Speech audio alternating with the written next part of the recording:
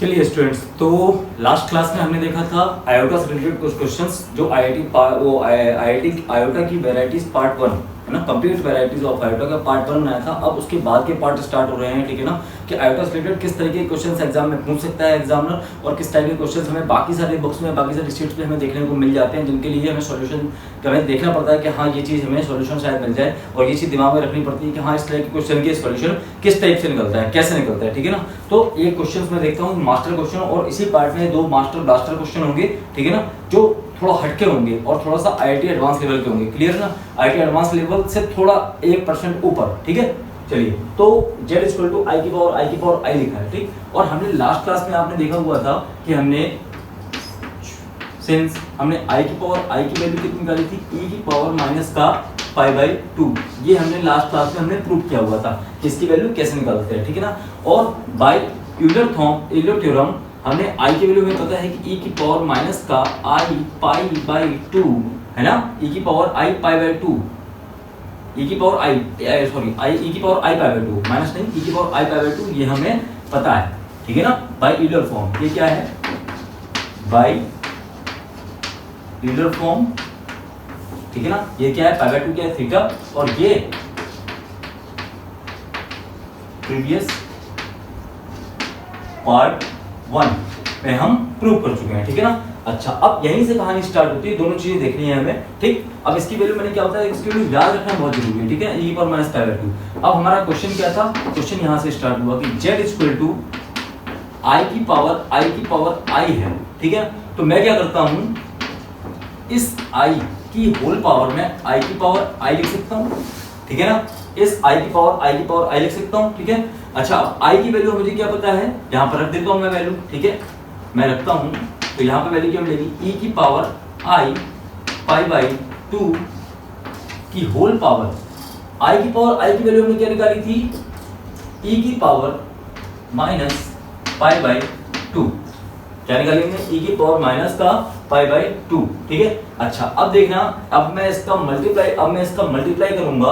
अब z equal to, क्योंकि a की पावर b की पावर होल पावर c लिखा है, अगर देखिए a की पावर m की होल पावर n लिखा है, तो a की पावर mn हो जाता है, मल्टीप्लाई हो जाता है ना, a की पावर mn की क्या हो जाएगा, मल्टीप्लाई हो जाएगा। अब वैल्यू का मैंने जैसे ही मल्टीप्लाई करूंगा तो वैल्यू यहाँ पे कितनी आ जाएगी, ये देखिए, e की पावर i, और यहाँ पे वैल्यू कितनी आ जाएगी, यहाँ माइनस लगा देता हूँ, i π/2 इंटू e की पावर माइनस π/2।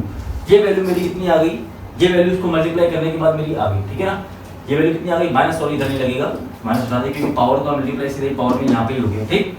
अब समझिए, ठीक है। अब ब्यूटी ऑफ मैथमेटिक्स देखिए कि ये भी हमें किस तरीके से दिख रहा है, भाई तुम किस तरीके से दिख रहे हो, तुम एज ए थीटा दिख रहे हो, e की पावर i थीटा, क्या दिख रहा है, e की पावर i थीटा। अब e की पावर i थीटा दिख रहा है, तो मैंने मान लिया कि इसको मैंने मान लिया theta, let theta equal to π/2 into e की पावर माइनस π/2।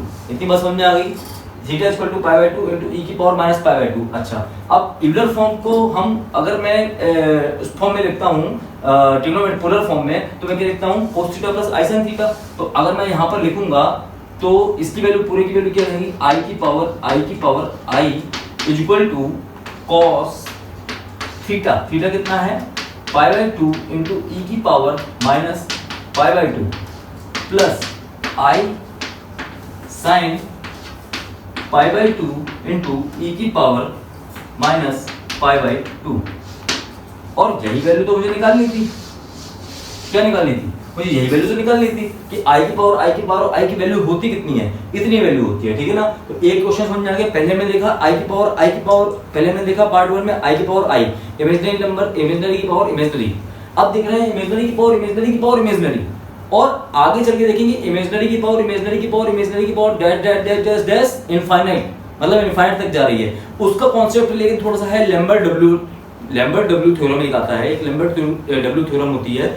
उसमें क्या होता है कि उसमें पांडा मेथड यूज करते हैं, ठीक है ना। तो इसके बाद उसको पढ़ाना चाहिए कि एक ही बार में सारी चीजें i की पावर i निपट गया, पार्ट 1 में i की पावर i निपट गया, और i की पावर डैश इनफाइनाइट। तो लेकिन ये थोड़ा सा लेंथी जाएगा, इसलिए मैं इसको लास्ट में 2 क्वेश्चंस करूंगा, एक ये वाला क्वेश्चन i की पावर i, कि डेल्टा रेस इनफाइनाइट वाला क्वेश्चन और एक क्वेश्चन और, वो दोनों क्वेश्चन मैं क्या करूंगा लास्ट में दिखाऊंगा। मास्टर ब्लास्टर क्वेश्चन में रखा है मैंने उसको, क्योंकि उसके लिए आपको थोड़ा सा वेट करना पड़ेगा, ठीक है ना। अब इसके बाद एक क्वेश्चन और देखते हैं, चलिए। तो ये क्वेश्चन हमने आ गया, ये आंसर इसको लिख सकते हैं। हेलो, तो अब मैं देखने वाला हूं कौन सा, मास्टर क्वेश्चन 2, ठीक है। अब मास्टर क्वेश्चन 2 क्या कहता है, z equal to root i, z equal to root i, इसकी वैल्यू निकालनी है हमें। तो हमें पता है x v know i equal to root minus 1, दिखाई दे रहा है आपको, i equal to root minus 1, ठीक। अच्छा, और अब हमें अगर मैं मान लूं let root i equal to x plus i y, ये मैंने क्या कर लिया, मान लिया, ठीक है। इस नंबर को मैंने x प्लस आई वाई के फॉर्म में मान लिया, क्लियर। अब मैं क्या कर देता हूँ, इसका स्क्वायरिंग कर देता हूँ, स्क्वायरिंग ऑन बोथ साइड। अगर मैंने स्क्वायरिंग कर दिया दोनों साइड, तो यहाँ कितना हो जाएगा i, यहाँ कितना हो जाएगा x square plus i square y square plus 2x y और i, ठीक है ना। अच्छा, अब मैं इसको देखूंगा तो यहाँ वैल्यू कितनी आएगी, एक्स स्क्वायर, आई स्क्वायर की वैल्यू कितनी होती है -1, तो माइनस का वाई स्क्वायर प्लस आई इंटू 2xy। अब मैं कंपेयर करूंगा तो ये क्या लिखा हुआ है एक्चुअल में 0 प्लस आई वाई के फॉर्म में लिखा हुआ है। तो यहाँ पर x की वैल्यू, कैपिटल x की वैल्यू कितनी आएगी, कैपिटल x की वैल्यू कितनी आई, x स्क्वायर माइनस का y square, and capital y की वैल्यू कितनी आई 2xy, इसकी वैल्यू कितनी है 0, और यहाँ पर 2xy की वैल्यू कितनी आ गई 1। इतनी बात समझ में आ गई। मतलब रियल पार्ट को रियल पार्ट के साथ में कंपेयर कर दिया और इमेजिनरी पार्ट को इमेजिनरी पार्ट के साथ में। तो मैं इसको रियल पार्ट बोल देता हूँ x और y की जगह, रियल पार्ट, ये क्या है इमेजिनरी पार्ट।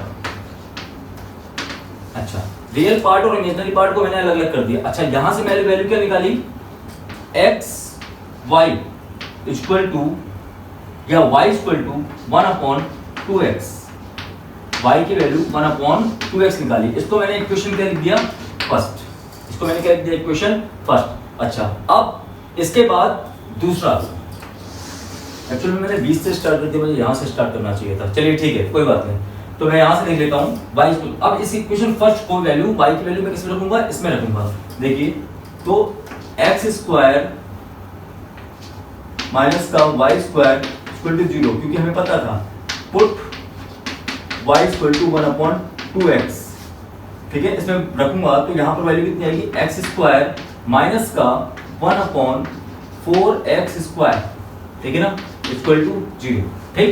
इतनी बात समझ में आ गई। अच्छा, अब यहाँ मैं क्या करूँ, अगर मैं इसको सेम डिनोमिनेटर बनाना है, मुझे सेम डिनोमिनेटर बनाना है, तो मैं क्या करूंगा 4x स्क्वायर का डिवाइड एंड मल्टीप्लाई। तो मैं यहाँ लिख देता हूँ, वरना आप कंफ्यूज होगे, divide and multiply by 4x square, ठीक है ना, किसमें, इस वाले टर्म्स में, पहले वाले टर्म्स में, ठीक है ना। तो यहाँ पर मैंने क्या किया 4x square into x square upon 4x square, क्योंकि मैंने ये और ये इन दोनों का मल्टीप्लाई किया है, बाकी नंबर तो वैसे ही रहेगा, माइनस का 1/4x स्क्वायर इक्वल टू 0। इतनी बात समझ में आ गई। बेस क्या हो गया मेरा, सेम हो गया। तो यहाँ पे कितना जाएगा 4x स्क्वायर, और यहाँ कितना जाएगा 4x की पावर 4 माइनस का 1 इक्वल टू 0। क्रॉस मल्टीप्लाई करूंगा तो वैल्यू कितनी आएगी, वैल्यू 0 हो जाएगी। तो 4x की पावर 4 इक्वल टू 1, इतना आ गया। x की पावर 4 इक्वल टू कितना आएगा 1/4, कितना आएगा, समझ में आ रहा है, ठीक है ना। अच्छा, x की पावर 4th रूट निकालना है, अब 4th रूट निकालना है, तो x इक्वल टू 1/4 की होल पावर 1/4, समझ लो, 1/4 की होल पावर 1/4। अच्छा, अब इसको थोड़ा सा समझा देता हूं। यहां पर क्या कि अगर मैं लिखता हूं 2 का स्क्वायरिंग करता हूं, ठीक है ना, 2 का स्क्वायरिंग करता हूं तो ये वैल्यू कितनी होती है 4, है ना, 1/2 का स्क्वायरिंग कितनी होती है 4। तो इसका मैं अगर क्या लिखता हूं 4th रूट, अगर मैं 2 स्क्वायर 1/2 स्क्वायर है, ठीक है ना, इसका मैं क्या लिखता हूं 1/4, तो डिवाइड मारूंगा तो 2/4 ये कितना आ जाएगा 2 आ जाएगा। फिर इसका रूट लेना है मुझे, यहां पर वैल्यू कितनी आ जाएगी, यहां पर वैल्यू आएगी √2, रूट 2 वैल्यू आएगी 1/8 आएगी ना। तो अब देखिए कि इसका 4 दूंगा तो यहाँ वैल्यू कितनी आएगी, x की वैल्यू प्लस माइनस 1/√2। x की वैल्यू मुझे कितनी मिली, x की वैल्यू प्लस माइनस 1/√2। अब इसकी वैल्यू उठाकर मैं किसमें रख दूंगा, इसमें रख दूंगा या इसमें रख दूंगा। x की वैल्यू में उठा के किसमें रख दूंगा, इसमें रख दूंगा। Put the value of x, यहां से यहां पर आए, समझ रहे हो ना, यहां से यहां पर आ रहे हैं। स्पेस थोड़ा सा मुझे इधर से इधर करना चाहिए था, वो आज गलती हो गई, अगले नेक्स्ट क्वेश्चन में मैं ध्यान रखूंगा, ठीक है ना। तो पुट x प्लस माइनस 1/√2। अभी इसका सॉल्व कर तरीका भी बताऊंगा कि इसका सॉल्व कर तरीका 3 लाइन में रूट आई की वैल्यू कैसे निकालेंगे ये भी देखिएगा, ठीक है ना। तो y क्या दिया गया है, y अगर मैं देखूं पहले मैं एक बार क्या लिखूंगा, एक बार मैंने लिया पॉजिटिव वैल्यू और एक बार मैंने क्या लिया नेगेटिव वैल्यू। एक बार पॉजिटिव वैल्यू 1/√2 की, एक नेगेटिव वैल्यू। तो y कितना था 1/2 इंटू 1/√2, ठीक है। और यहां पर वैल्यू मैं लूंगा तो यहां पर वैल्यू कितनी लूंगा, y 1/2 इंटू 1/√2, ये नेगेटिव में था। तो यहां पर वैल्यू कितनी आएगी, एक वैल्यू आ जाएगी मेरी कितनी, एक वैल्यू मेरी कितनी आ जाएगी 1/√2 प्लस में, और एक वैल्यू कितनी आएगी y की वैल्यू 1/√2 माइनस में। तो एक्चुअल में हमें वैल्यू कितनी मिल रही है, हमें रूट आई की वैल्यू कितनी मिल रही है, एक बार x की वैल्यू प्लस √2 1/√2, एक बार वैल्यू क्या ले लेंगे माइनस 1/√2। तो हमें दो वैल्यू मिली, ठीक है ना। चलिए तो हमें रूट आई की वैल्यू कितनी मिली 2। तो अब यहाँ पर मैं इसको मिटा दूं, इतना बात समझ में आ गई। इसकी एग्जैक्ट वैल्यू लिख देता हूं मैं, हुआ क्या, और सॉल्यूशन भी शॉर्टकट वाला भी सॉल्यूशन लिख देता हूं। क्या देखिए यहां पर दो वैल्यू रूट आई की मिली, रूट आई की दो वैल्यू कौन सी मिली, एक तो मिली 1/√2 प्लस i इंटू 1/√2, और दूसरी वैल्यू मिली माइनस 1/√2 और माइनस का i इंटू 1/√2। तो ये मुझे क्या मिली, दो वैल्यू मिली, क्या मिली, रूट आई की दो वैल्यू मिली, ठीक है ना। अच्छा अब बाय शॉर्टकट मेथड देख लें कि शॉर्टकट मेथड रूट आई की वैल्यू निकालते हैं by supervision trick. Supervision trick कैसे निकालेंगे रूट आई की वैल्यू, देखते हैं। z मुझसे क्या बोला गया था, रूट आई। z मुझसे क्या बोला गया था, रूट आई। अच्छा अब मुझे इसमें करना क्या है कि मुझे इसको क्या बनाना है, परफेक्ट स्क्वायर बनाना है। तो मैं क्या करूं, इसमें 2 का मल्टीप्लाई 2 का डिवाइड कर दूं। तो देखिएगा 2 का मल्टीप्लाई किया और 2 का डिवाइड किया, समझिएगा। मैं एक ही स्टेप में मतलब ज्यादा बार डिटेल में नहीं लिख रहा, लिख दूं क्या, वरना आप कंफ्यूज जाओगे सर ये कि मैं क्या कर रहा हूं आप। चलो ठीक है लिख देता हूं। z रूट आई था, मैंने क्या किया, मैंने इसको परफेक्ट स्क्वायर बनाया अंडर रूट, लिख देता हूं making perfect square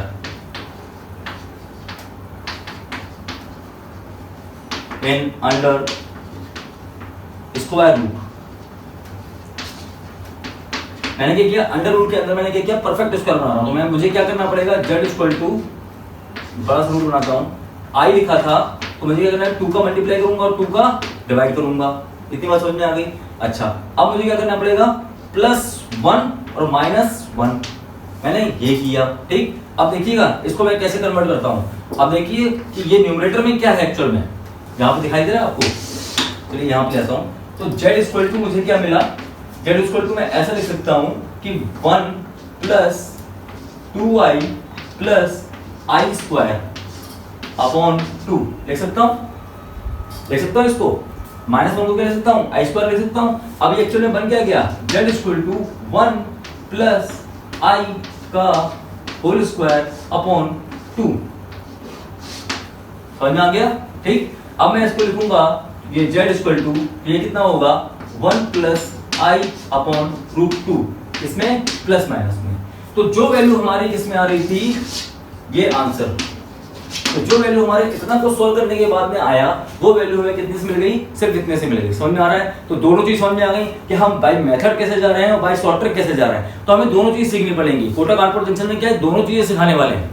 short trick भी सिखाएंगे और मेथड भी सिखाएंगे। क्लियर? कंप्लीट कैसे करना है क्वेश्चन, किसी को डिटेल में समझाना है तो कैसे समझाइए, और किसी को शॉर्ट ट्रिक से तुरंत फटाफट आंसर लेके आना तो ऐसे लेके आ जाते हैं। ठीक है, समझ में आ गया? चलिए कमेंट में लिखिएगा जरूर अगर समझ में आया तो। ठीक, चलिए next question, next master question देख लेते हैं। चलिए एक क्वेश्चन इससे रिलेटेड एक और था। हाँ, अब एक क्वेश्चन आपको होमवर्क में करना है, होमवर्क जंक्शन। होमवर्क इसमें करना है, रूट के अंदर माइनस आई की वैल्यू निकालनी है आपको। जैसे मैंने किया ना वैसे ही आपको भी करना है। चाहे आप शॉर्ट ट्रिक लगाइए चाहे बाय मेथड लगाइए, अंदर परफेक्ट स्क्वायर बनाइए और वैल्यू निकालिए। इसका आंसर मैं बता देता हूं, इसका आंसर क्या आएगा। आंसर आएगा प्लस माइनस 1 माइनस का आई अपॉन रूट 2। ये इसका आंसर आएगा। क्लियर? आंसर आ जाए तो बता दीजिएगा हाँ मेरा आंसर आ गया, और नहीं आ रहा है तो अपना सॉल्यूशन बताइएगा, अपना दिक्कत आइएगा तो मैं इसको भी सॉल्यूशन निकालूंगा, इसका भी सॉल्यूशन करके दिखाऊंगा। थोड़ा सा सॉल्यूशन है, ठीक है ना, लेकिन आपको कमेंट में बताना पड़ेगा। ठीक, चलिए तो ये क्वेश्चन समझ में आ गया, अच्छी तरीके से समझ में आ गया, कोई दिक्कत तो नहीं आई। चलिए अब नेक्स्ट क्वेश्चन देखते हैं, master question third. Master question third क्या कहता है? मास्टर क्वेश्चन थर्ड कहता है आपको आयोटा से रिलेटेड जितनी भी वैरायटियां आप देखोगे ना किसी बुक या शीट्स में, वो सारी वैरायटियां इससे ज्यादा नहीं देख पाओगे, गारंटी है इससे ज्यादा नहीं देख पाओगे। ठीक है ना, अगर मिलती है एक आध वैरायटियां तो हो सकता है कि मैंने बहुत सारा सर्च किया हुआ, अगर वहां से अगर छूट गई हो तो बता दीजिएगा मुझे कि हाँ सर आपने ये वैरायटी छोड़ दी, मैं उसको भी इंक्लूड कर दूंगा। ठीक है ना, समझ आगे, बाकी सारे बच्चों को भी पता चल जाएगा हाँ इस टाइप का भी क्वेश्चन आ सकता है आयोटा से रिलेटेड। ठीक है ना, अच्छा अब नेक्स्ट क्वेश्चन देखते हैं। वैरायटी क्या है हमारी? माइनस आई की पावर माइनस आई। ठीक है, माइनस आई की power minus i, z is equal to minus iota की पावर माइनस आयोटा। ये क्वेश्चन और लास्ट वाला क्वेश्चन जो रूट आई लिखवाया था ना, वो पॉलिटेक्निक के एग्जाम में आया था। अब वो पॉलिटेक्निक के एग्जाम में आ सकता है तो क्या आईआईटी एग्जाम में नहीं आ सकता क्या? है ना, तरीका तो क्या सिंपल तो था, लेकिन क्या है कभी किए नहीं, सिर्फ हमने ये किया आई की पावर 91, आई की पावर 2002, इस तरीके से डिवाइड मारा और रिमाइंडर निकाला। वही सोचते हैं कि हाँ ऐसे क्वेश्चन आईआईटी के आते हैं, ऐसे रूल नहीं है कि ऐसे क्वेश्चन आए, ऐसे क्वेश्चंस भी आ सकते हैं। तो इसको देखिएगा, ध्यान रखिएगा। क्या देखिए, क्योंकि हमें पता है इस क्वेश्चन करने के लिए कि आई की वैल्यू क्या होती है, रूट माइनस 1। ठीक है ना, और by Euler theorem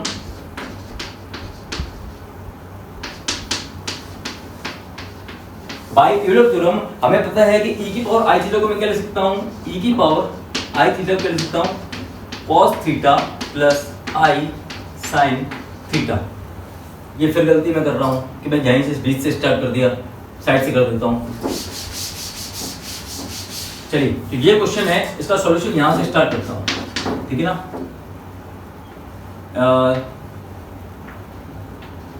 since we know that i is equal to root minus 1, ठीक है ना, और बाय यूलर e की power i theta equal to होता है cos theta plus i sin theta.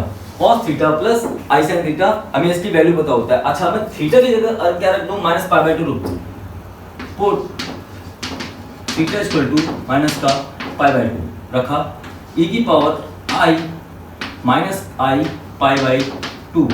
तो यहां से वैल्यू मुझे क्या मिलेगी, cos minus pi by 2 plus i sin minus का पाई बाय 2। और cos पाई बाय 2 मतलब क्या होता है, 0। cos माइनस थीटा क्या होता है, cos थीटा के बराबर होता है, ये तो पूरा हो जाएगा 0, ये क्या हो जाएगा 0। और यहाँ पर वैल्यू हमें कितनी मिलेगी, sin पाई बाय 2 क्या होता है, sin पाई बाय 2 होता है 1, लेकिन माइनस है तो माइनस sin माइनस थीटा क्या होता है, माइनस sin थीटा होता है। तो e की power minus i pi by 2, इसकी वैल्यू कितनी आएगी, माइनस का आई। इतनी बात समझ में आ गई। ये हमने अंदर वाले ब्रैकेट की वैल्यू निकाल ली। अब मुझे करना क्या है, अब मुझे ये चीज निकाल ली तो अब मैं पावर में तो लगाना है, तो मैं लगा दूंगा। ठीक है ना, now we have to find क्या फाइंड करना है हमें, माइनस आई की पावर माइनस आई। तो मुझे क्या करना है, e की power minus i pi by 2 की होल पावर e की power minus pi by minus i pi by 2। इसकी बात समझ में आ गई। e की power minus i pi by 2 की होल पावर e की power minus i pi by 2, इस पूरे की वैल्यू निकल के आ गई। समझ में आ गया। अच्छा, या अभी मैं सिर्फ अंदर वाले को सॉल्व करूं या सिर्फ मैं अंदर वाले को लिखूं और यहाँ पर सिर्फ मैंने माइनस आई लिखा रहता हूँ, क्योंकि मुझे आई माइनस आई की पावर आई की वैल्यू न्यूमेरिकल वैल्यू चाहिए। तो मैं सिर्फ इसको ऐसा कर सकता हूँ, अगर मैं अंदर मल्टीप्लाई करूंगा तो ये कितना जाएगा, e की पावर प्लस का आई स्क्वायर इंटू पाई बाई 2 आएगा कि नहीं आएगा। अच्छा, आई स्क्वायर की वैल्यू कितनी होती है -1, तो e की पावर माइनस का पाई बाई 2, ये वैल्यू किसकी आ गई, माइनस आई की होल पावर माइनस आई की। ठीक है ना, ये वैल्यू किसकी आ गई, e की पावर माइनस सॉरी आई की पावर माइनस आई की पावर माइनस आई की वैल्यू आ गई। फिर इतनी बात समझ में आ गई। अच्छा, अब इसके लिए भी आपको एक होमवर्क करना है। क्या मैंने आपको ये बताया, इसका होमवर्क डिफिनेशन क्या है, होमवर्क डिफिनेशन है माइनस आई की पावर आई। अब आप इसकी वैल्यू निकालिएगा। इसका आंसर बता देता हूं मैं, इसका आंसर भी आने वाला है e की पावर पाई बाई 2, e की पावर पाई बाई 2। इसकी वैल्यू आंसर आने वाला है e की पावर पाई बाई 2। जब मैं इसको वैल्यू रखूंगा और सॉल्व करूंगा तो वैल्यू लगेगी मेरी 4.8102 समथिंग। ठीक है ना, समझ में आ गया। तो वैरायटियां कवर कर रहा हूं, वैरायटियां देख लीजिए कि हाँ इस टाइप का भी क्वेश्चन आ सकता है, इस टाइप का भी आ सकता है। तो मैंने करना क्या है, सबसे पहले इसको कन्वर्ट कीजिए, फिर सेम माइनस आई था यहाँ पे आई रख देना है और मल्टीप्लाई कर देना है और आंसर आ जाएगा। क्लियर, समझ में आ गया। चलिए, तो इसके बाद हम देखते हैं नेक्स्ट क्वेश्चन। ठीक है, next master question. Next master question क्या कहता है, ये सारी चीजें ऐसा तो नहीं है कि नहीं आपके सिलेबस में नहीं था रेगुलर फॉर्म, है ना, आपके सिलेबस में नहीं था और आपने आउट ऑफ सिलेबस सर ने पूछ लिया, एग्जाम में आउट ऑफ सिलेबस आ गया। चीजें तो वही थी ना, बस तरीके करने के थे कि आपने कभी देखे नहीं होंगे इस तरह के क्वेश्चंस, ये देखने को नहीं मिलते हैं क्वेश्चन शीट में, तो वो क्वेश्चंस मैंने यहाँ पे कंप्लीट करवा दिए। ठीक है ना, अब मास्टर क्वेश्चन हमने क्या देखना है, थर्ड हो गया था, फोर्थ देखना है। ठीक है ना, मास्टर क्वेश्चन 4। मास्टर क्वेश्चन 4 क्या कहता है, मास्टर क्वेश्चन 4, एक मिनट, मास्टर क्वेश्चन 4, हाँ, स्क्वायर रूट की वैल्यू ने देख ली थी, स्क्वायर रूट ऑफ आई की वैल्यू देख ली थी। अब मैं देख लेता हूँ क्यूब रूट ऑफ आई की वैल्यू। ठीक है ना, स्क्वायर रूट ऑफ आई की वैल्यू देख ली थी हमने, यहाँ देख लेता हूँ मैं क्यूब रूट ऑफ आई की वैल्यू। क्या, क्यूब रूट ऑफ आई की वैल्यू। अगर क्यूब रूट ऑफ आई की वैल्यू देख रहा हूँ तो मुझे पता होना चाहिए कि आई इक्वल टू होता क्या है। फिर मैंने यहाँ से स्टार्ट कर दिया, वो एक्चुअल में हैबिट है। चलिए, पूरे बोर्ड में बनता है ना फिर क्वेश्चन, मैं पार्ट वाइज पार्ट सेक्शन में डिवाइड कर देता हूँ। ये लो, ऐसा कर देता हूँ। ठीक है, तो कोई दिक्कत नहीं होती। ठीक, अच्छा, अब मैं देखिए कि यहाँ पर ये आ रहा है ना बोर्ड पर, ये आ रहा है बोर्ड पर। ठीक है, तो यहाँ पर आई की वैल्यू क्या है, cos pi by 2 plus i sine pi by 2। हमें पता है आई की वैल्यू कितनी होती है, cos pi by 2 plus i sine pi by 2। ठीक, तो इसको मैं शॉर्ट में बोल सकता हूँ आई सेस पाई बाई 2, आई सेस पाई बाई 2, इसको मैंने बोल दिया। ठीक, अच्छा, और इन जनरल हमने आपको बताया था डिमाइवर थ्योरम में, इन जनरल कि जो हम सिस लेते हैं, ये लिखते हैं, तो ये cis 2k pi upon n plus theta होता है। जनरल में क्या लिखते हैं, a z equal to 2k pi, z की पावर 1 अपॉन n लगाते हैं अगर, तो z की पावर 1 अपॉन n, ये मैं n रूट निकालता हूँ तो मैं क्या लिखता हूँ, यही तो लिखता हूँ, z की power 1 upon n equal to cis 2k pi upon n। ठीक है ना, अब यहाँ पर मैंने z इक्वल टू अगर माना है, k की वैल्यू कितनी आ रही है मेरी 2k pi plus pi by 2, क्योंकि थीटा की वैल्यू कितनी है, सॉरी यहाँ पर थीटा की वैल्यू कितनी है, पाई बाई 2 है, तो मैं पाई बाई 2 रख देता हूँ यहाँ पे। थीटा की वैल्यू कितनी रख दूंगा, पाई बाई 2। इन जनरल हमें ये पता था थीटा। तो अगर यहाँ पर देखिए, यहाँ पर वैल्यू कितनी है, थीटा की वैल्यू कितनी है, पाई बाई 2, तो मैं यहाँ रखूंगा cis 2k pi upon n plus pi by 2। ठीक है ना, अब मैं इसका अंदर एलसीएम भी करूंगा, तो ये वैल्यू कितनी आएगी मेरी सॉल्व करने पर, सेस यहाँ पर कितनी आएगी 2n, और यहाँ कितनी आएगी value 4k pi plus n पाई। ठीक है ना, ये आएगी। अच्छा, इसको और सॉल्व करूंगा तो यहाँ पे वैल्यू कितनी आएगी, z की पावर 1/n इक्वल टू ये कितना आएगा, सिस 4k प्लस 1 अपॉन, इसको मैं ब्रैकेट में लिख देता हूं, पाई 4k upon n into pi by 2, ऐसे लिख सकता हूं, 4k upon n into pi by 2। ये मेरी इधर वैल्यू इतनी तक आ गई। अब मैं k की वैल्यू क्या रखूंगा, k की वैल्यू कहां से कहां तक रखूंगा, क्योंकि क्यूब रूट निकालना था। क्या निकालना है, क्यूब रूट निकालना है, तो k की वैल्यू कहां से कहां रखूंगा, 0 1 2, k की वैल्यू कितनी रखूंगा, 0 1 2, तो k की वैल्यू मैंने रख दिया। नाउ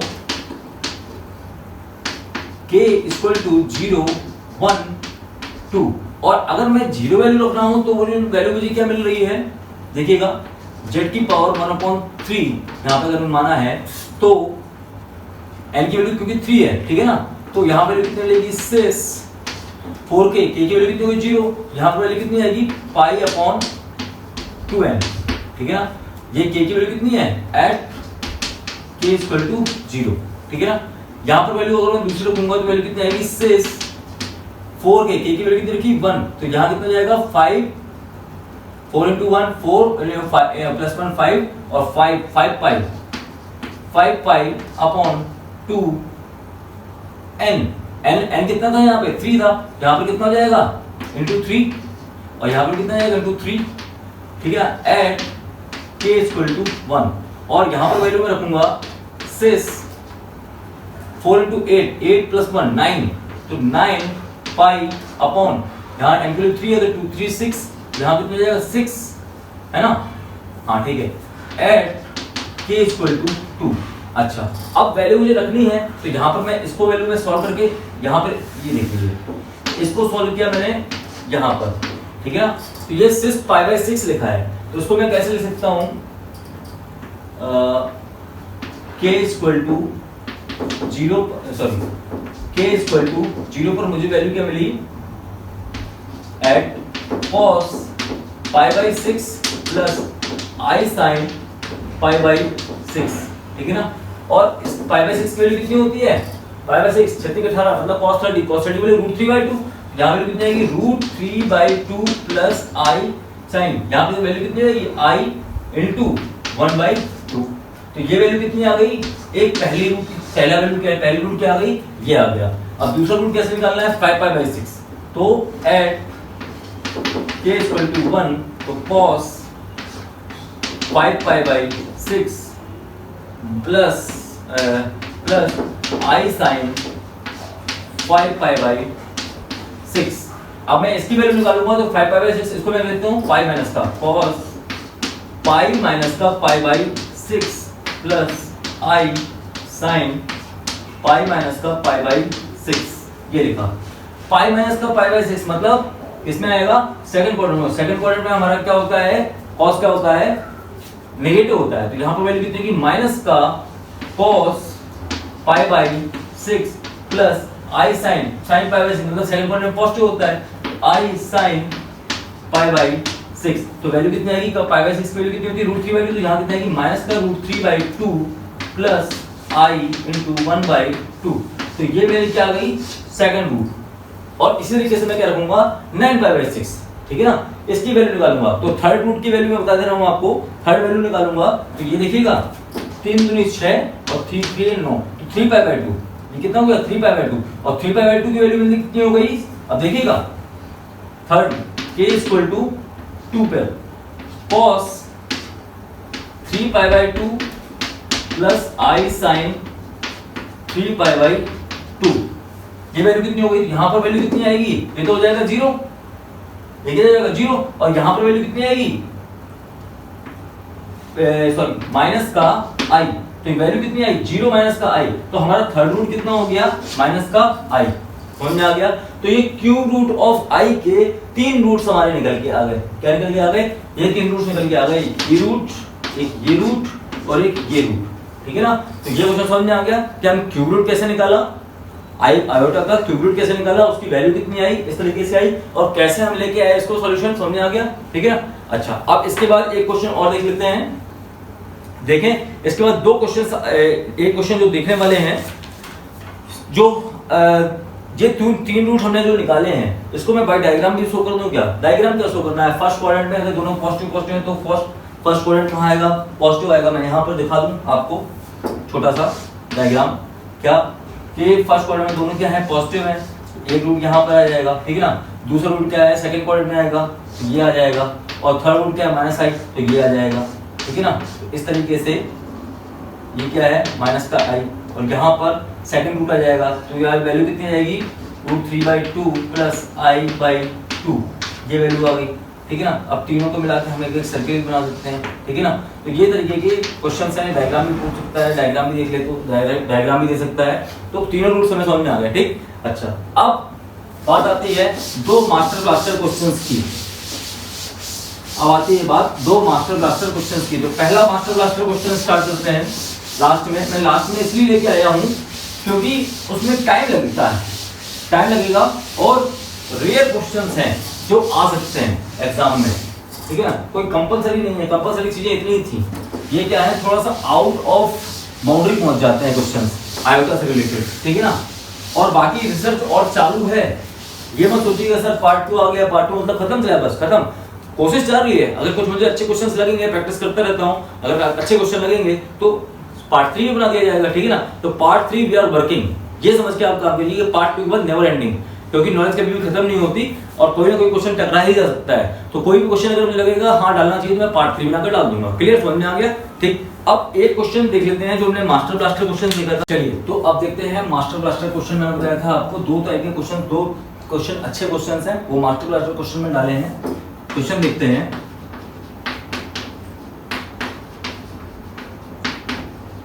मास्टर ब्लास्टर क्वेश्चन कहता क्या है कि z इक्वल टू i की पावर i की पावर i की पावर i की पावर डैश इनफाइनाइट, ये क्वेश्चन है, ठीक है ना। तो हमें पता था कि भैया कि अगर ये कोई इनफाइनाइट क्या है, एक समुद्र है, समुद्र में से अगर मैंने एक बाल्टी पानी निकाल दिया तो क्या समुद्र में कमी होगी? क्या समुद्र को समुद्र नहीं कहोगे? क्या नदी कहोगे? क्या नहीं, समुद्र ही कहेंगे। तो इसको भी मैं अगर क्या मान लूं, जेड ही मान लूं, तो मेरा क्या हो गया, z इक्वल टू i की पावर z, ये हो गया, ठीक, समझ में आ गया। अच्छा, अब मुझे क्या करना है, नेचुरल लॉग लेना है। क्यों? क्योंकि पावर में z है तो उसको आगे लेके आना है, taking natural log, taking natural log. अच्छा, नेचुरल लॉग क्या होता है? नॉर्मल लॉग में क्या होता है? नेचुरल लॉग में होता है बेस में e, इसको हम ln बोलते हैं, ठीक है ना। ठीक है, तो नेचुरल लॉग लिया मैंने ln z equal to z ln i। अच्छा, अब बात आई ln i, तो ln i के लिए मुझे थोड़ा सा साइड में देखना पड़ेगा। क्या ln i के लिए रिलेटेड मुझे देखना पड़ेगा कैसे आया ये। तो i की वैल्यू हमने पढ़ा था e की पावर i π/2 होती है, ठीक है ना। अच्छा, इसी वैल्यू को मैं अगर इसमें रखूंगा तो ln की वैल्यू मुझे सॉल्व करने पे कितनी मिलेगी? ln i की वैल्यू ln e की पावर i π/2।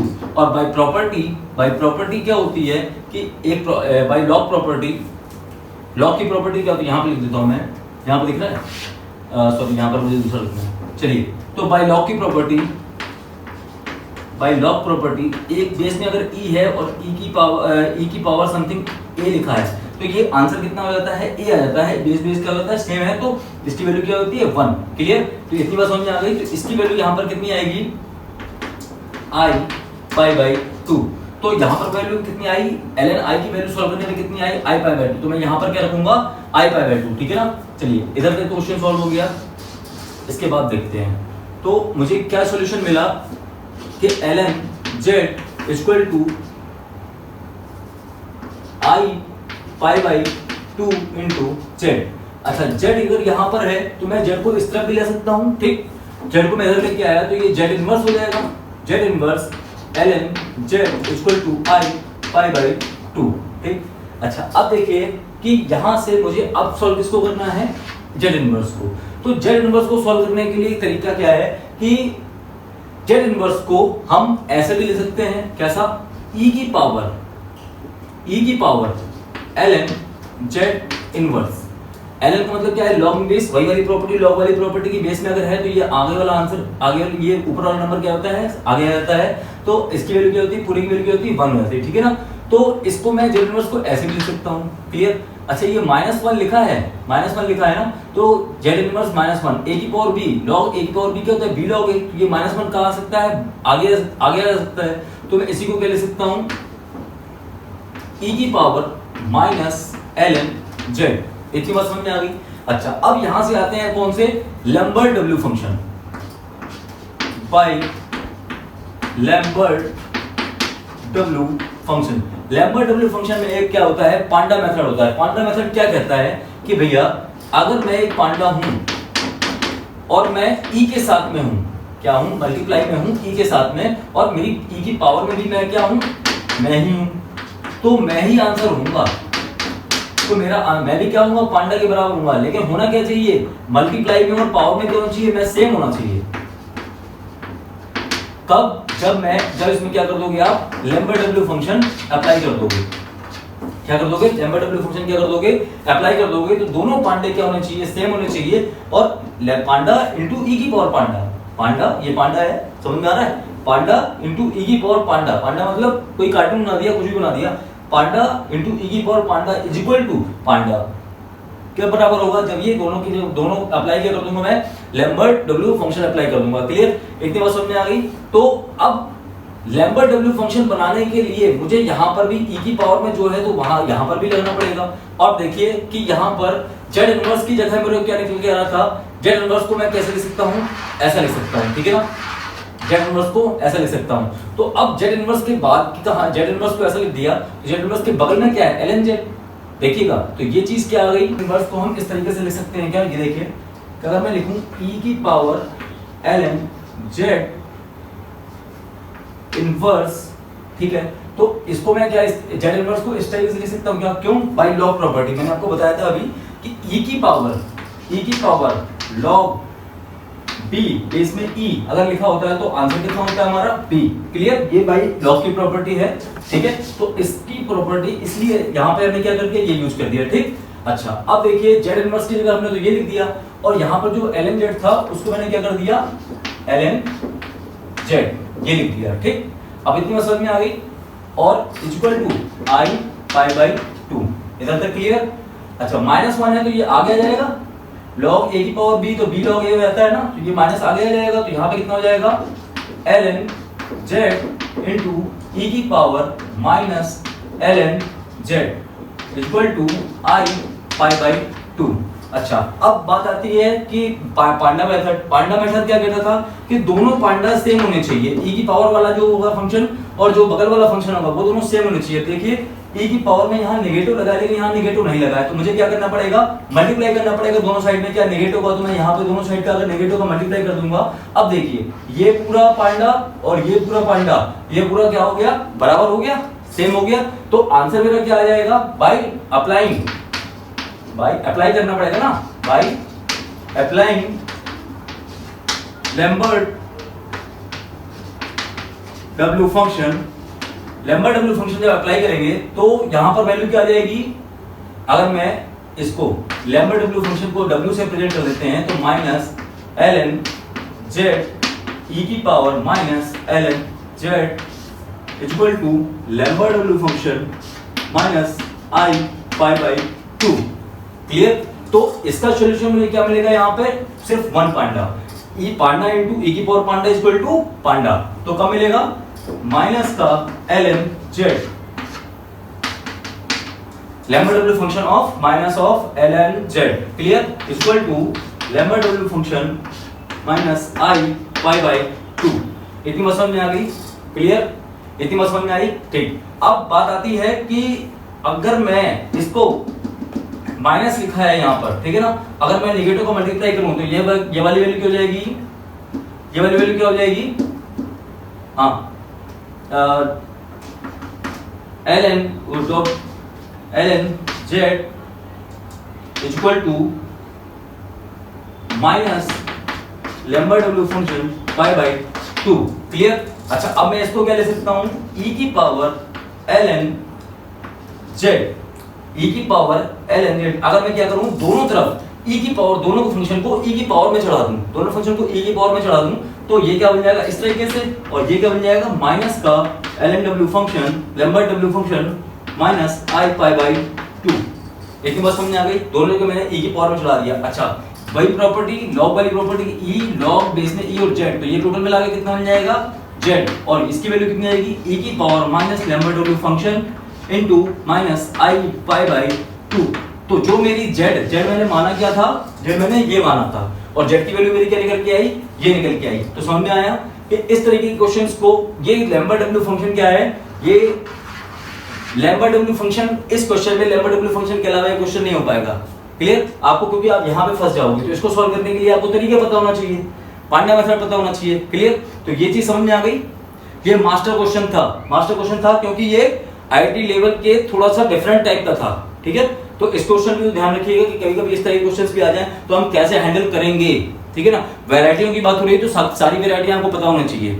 वैरायटी तो वैरायटियां होती है ना, आयोटा से रिलेटेड वैरायटी है, आयोटा सिलेबस में है तो आयोटा से रिलेटेड वैरायटियां भी होंगी। और आयोटा के कहां तक आ सकता है क्वेश्चन, आईटी एडवांस का कोई भरोसा नहीं है। क्लियर, चलिए तो नेक्स्ट इसका मास्टर क्वेश्चन देखते हैं।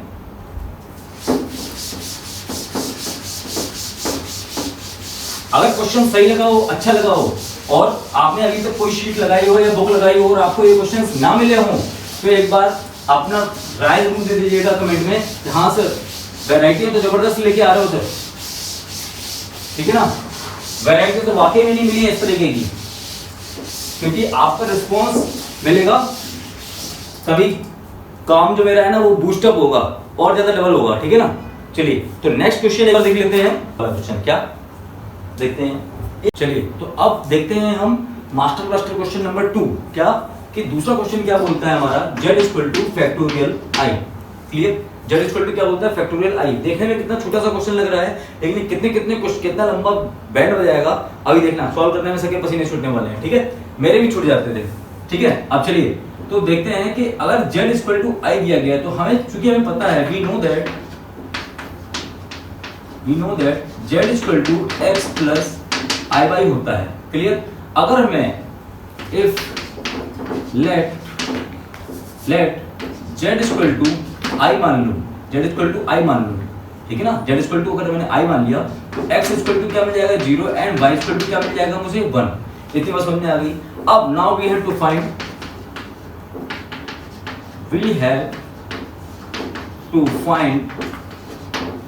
फैक्टोरियल z और फैक्टोरियल i। अब हमें क्या करना है, फैक्टोरियल z या फैक्टोरियल i की वैल्यू फाइंड करनी है। ठीक है ना, तो अब फैक्टोरियल z निकालने के लिए हमें क्या करना पड़ेगा, गामा फंक्शन अप्लाई करना पड़ेगा। 0 से लेके इनफाइनाइट t की पावर z इनटू e की पावर माइनस t dt। ये क्या है, गामा फंक्शन। अब गामा फंक्शन कब अप्लाई करते हैं और कैसे अप्लाई करते हैं ये हम देखेंगे इंटीग्रेशन वाले टॉपिक में। लेकिन अभी आप देख लीजिए कि फैक्टोरियल z निकालने के लिए हमें गामा फंक्शन का यूज करना पड़ रहा है। ठीक है ना, अब देखिए, अब ये हमने रख दिया। ठीक है ना, अब यहाँ पर फैक्टोरियल z की वैल्यू हमने क्या मानी थी, फैक्टोरियल i, z की वैल्यू क्या मानी थी i।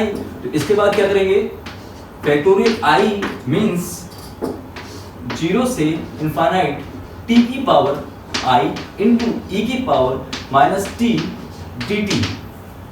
क्लियर, ये हमारा फंक्शन हो गया। क्लियर, अच्छा अब मुझसे बोला क्या गया है कि t को मैं इस तरीके से लिख सकता हूं क्या, t को मैं इस तरीके से लिख सकता हूं क्या कि t इक्वल टू e की पावर ln t। इसको क्या लिख सकता हूं, t की पावर ln t। तो मेरा भाई आ जाएगा, ठीक है, क्या लिख दूं, है लिख दूं, चलिए लिख देता हूं फैक्टोरियल i पुट। देखिए वही चीज है ना, लॉग की प्रॉपर्टी से ये क्या हो गया, t log t बेस में e, तो बाई लॉग प्रॉपर्टी क्या हो जाएगी, t के बराबर ही हो जाएगी।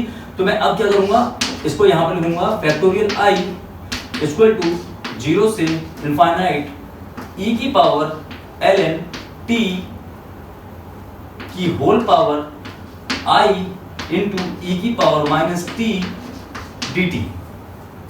क्या समझ में आया, e की पावर ln t। अब इसका क्या होगा, a की पावर b की होल पावर c, तो a की पावर क्या हो जाता है bc, है ना। तो फैक्टोरियल i इक्वल टू क्या हो जाएगा 0 से इनफाइनाइट, और यहां पे क्या हो जाएगा e की power i into ln t, i into ln t into e की पावर माइनस t dt। समझ में आ रहा है, ये क्या आ गया, ये क्या आ गया t। तो अब यहां देखिए, अगर मैंने t इक्वल टू ये माना था, तो अगर मैं यहां पर करूंगा t की पावर i, तो ये कितना निकल जाएगा, e की पावर i ln t, और ये क्या बन जाएगा e की पावर i थीटा। ये क्या बन जाएगा e की पावर i थीटा, और e की पावर i थीटा यहाँ बन जाएगा, तो मैं इसको क्या लिख सकता हूँ e की पावर i थीटा को क्या लिख सकता हूँ। चलिए इधर से पहले मुझे ये स्टेप बाद में, पहले मैं इसको डिटेल में बता दूंगा आपको। चलिए ये चीज समझा देता हूँ कि t इक्वल टू e की पावर ln t समझ में आ गया। अच्छा अब मैं अगर t की पावर i निकालना था, तो t की पावर i क्या मैंने, तो e की पावर ln t की होल पावर i, इतनी बात समझ में आ गई। अच्छा अब मैं जब अंदर मल्टीप्लाई होगा इसका, तो ये कितना हो जाएगा e की power i into ln t। This is the beauty of mathematics. Mathematics की ब्यूटी क्या है, तुम कैसे दिख रहे हो, पूछो इससे, तुम कैसे दिख रहे हो, तुम तो e की पावर i थीटा के जैसे दिख रहे हो, क्या e की पावर i और थीटा।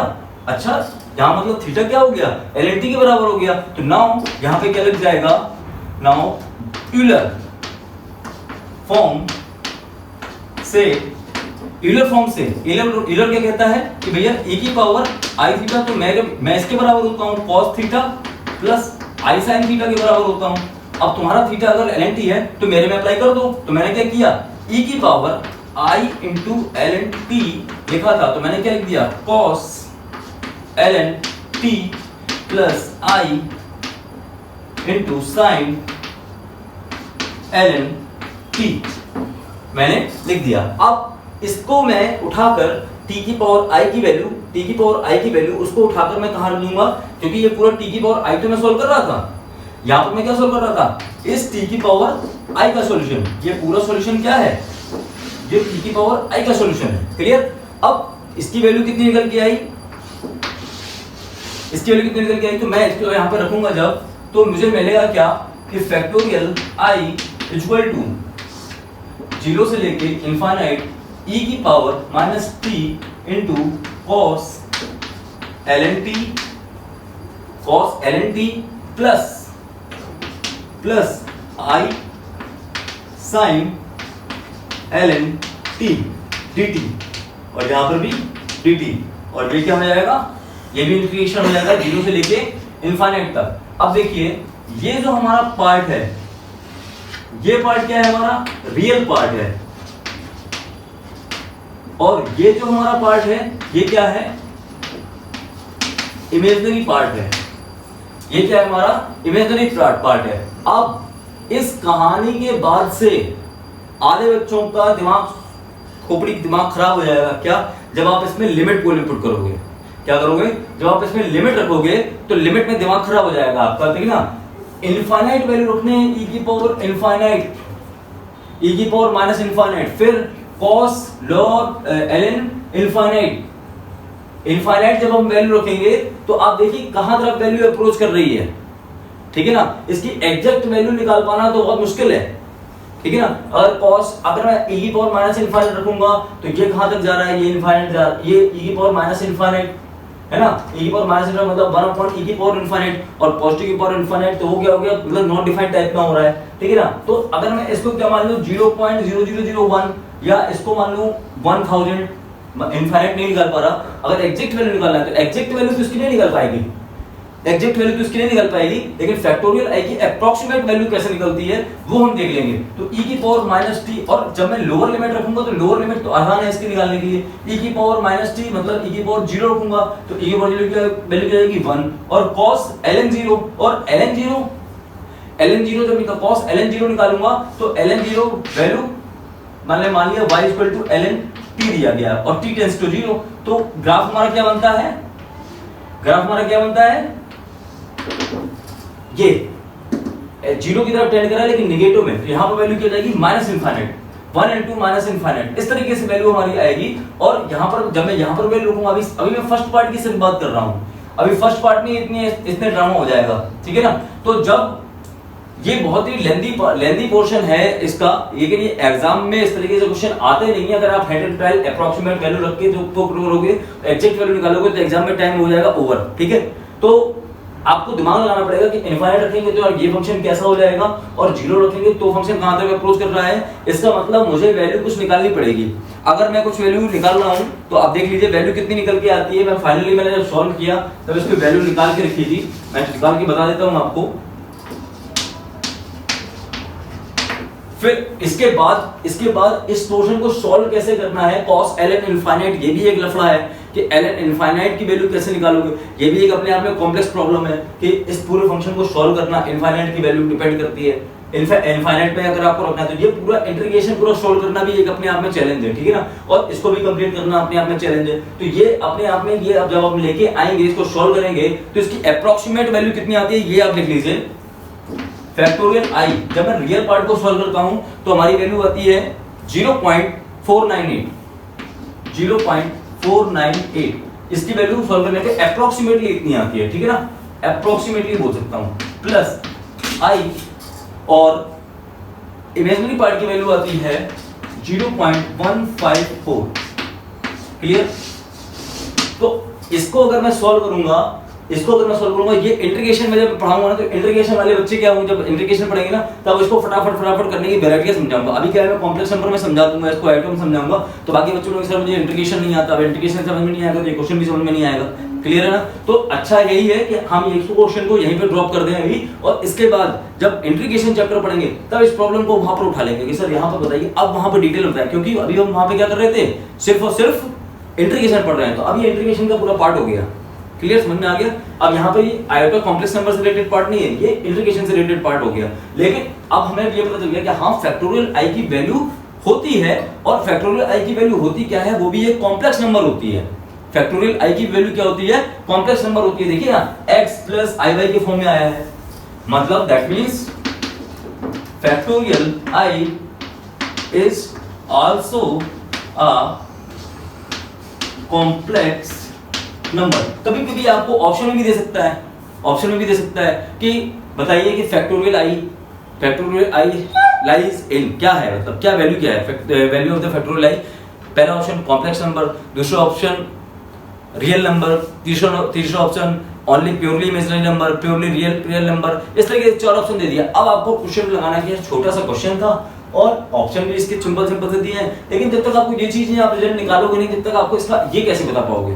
तो क्वेश्चन घुमा के कहीं से भी कैसे भी ऑप्शन दे सकता है एग्जामिनर, इतने से क्वेश्चन में कहीं से भी किसी तरीके की ऑप्शन, तो उसको बनाने का ऑप्शन तरीका है ना कि वो ऑप्शन को किस तरीके से पूछ रहा है, क्वेश्चन को कई तरीके से डिपेंड कर सकता है, किस तरीके से पूछ सकता है वो एग्जामिनर, ठीक है ना। तो इतनी बात समझ में आ गई। तो अभी तक का जो पार्ट 2 आयोटा से रिलेटेड जो पार्ट 2 मैंने बनाया है, पार्ट 2 के लिए लाया है क्वेश्चन, ये मास्टर ब्लास्टर क्वेश्चन 2 पार्ट 2 में डाल दिए हैं, ठीक है ना। इसके बाद पार्ट 3 के लिए रनिंग है, वी आर वर्किंग, हम वर्क कर रहे हैं इसके लिए। आयोटा की तीसरी प्रॉपर्टीज, तीसरी जितनी वैरायटियां और ढूंढ रहे हैं, हमारी टीम भी लगी हुई है। अगर सारी वैरायटियां मिलती हैं और भी मिलती हैं, लगता है सिलेक्टेड 4 5 10 5 6 क्वेश्चन हमें मिल जाते हैं, तो फिर हम उसका पार्ट 3 बना देंगे। तो अभी आप इतने तक लेवल तक आप अपने आप को कंफर्म करो कि हाँ इतना लेवल है। बाकी एक्सटेंडेड अगर आगे चल के पार्ट 3 बनता है तो आगे चल के पार्ट 3 मैं क्या करूंगा, उसमें चैनल में कोटा कानपुर जंक्शन चैनल में, इसी चैनल में मैं उसको अपलोड कर दूंगा। क्लियर? तो अब हम पढ़ेंगे किसके बारे में, आर्गेंड के बारे में, कि आर्गेंड कोटा कानपुर जंक्शन में अब पढ़ेंगे हम आर्गेंड के बारे में, कि आर्गेंड ने क्या क्या किया, आर्गेंड की क्या क्या वैरायटियां थी, ठीक है ना। आर्गेंड की वैरायटी, आर्गेंड बड़ा पोर्शन है एक्चुअल में, ठीक है ना, आर्गेंड बड़ा पोर्शन है। सुपरपोजिशन जंक्शन में भी आर्गेंड का भी पार्ट 2 पढ़ाना है, तो बाकी मोस्टली क्वेश्चन आर्गेंड के मैं सुपरपोजिशन जंक्शन में ही कंप्लीट कर दूंगा वैरायटी से रिलेटेड। लेकिन जो भी क्वेश्चन सिलेक्टेड क्वेश्चन लगेंगे वो कोटा कानपुर जंक्शन में आ जाएंगे। क्लियर? समझ में आया? तो जो लगेगा कि हाँ आपको ये चीजें नोट्स में नहीं मिलती हैं या सीट्स में नहीं मिलती है, तो वो क्वेश्चन जो देखेंगे तो वो क्वेश्चन यहाँ पे आ जाएंगे। क्लियर? तो अभी के लिए दैट्स ऑल।